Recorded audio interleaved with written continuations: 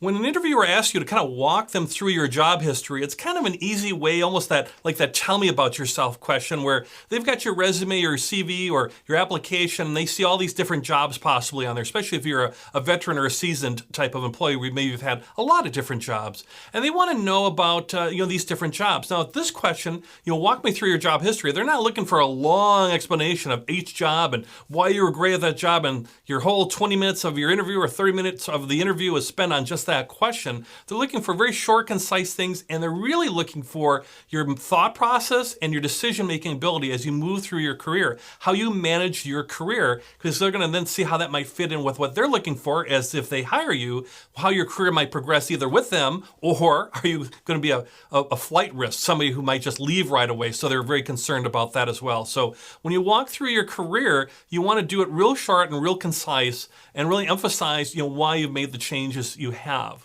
So let's take a quick example of that, but really look through your resume and kind of think about each of those changes. The key is the change points. Well, right now I'm in my second job after graduating from the university. My first job, I was working as a salesperson in this field, selling pharmaceuticals. Is what I was doing. I was selling pharmaceuticals, and I really liked that. And it gave me a lot of great experience working with customers.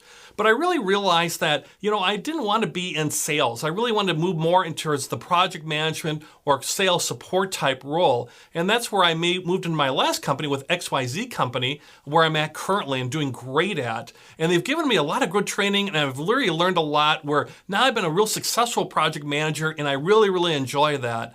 And that's where I'm really at right now and I'm very happy there. But really what I'm looking for in my next position is now that big step forward, moving up into management. And unfortunately with the company I'm at right now, it doesn't really have a lot of management or growth opportunities being a very small organization. And that's why I want to talk with your organization, because you being a very large organization, a lot of projects going on, it might give me a better opportunity to grow in my career. And that's really my path throughout my career, is taking the skills I've learned and then using those in my whole career path. And I'm really looking for a company I can spend a long time with and really grow within that company.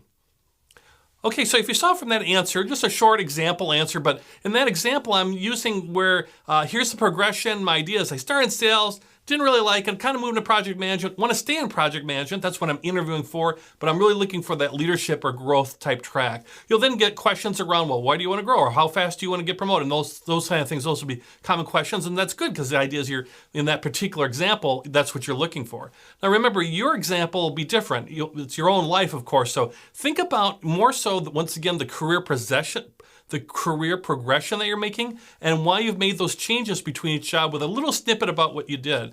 If they want to learn more about a specific job, like that first job I did in sales, they'll ask you questions around that. But at first, in these broad, opening, common questions, keep them concise, keep it short, and really kind of give that quick overview so you can get into more detailed questions.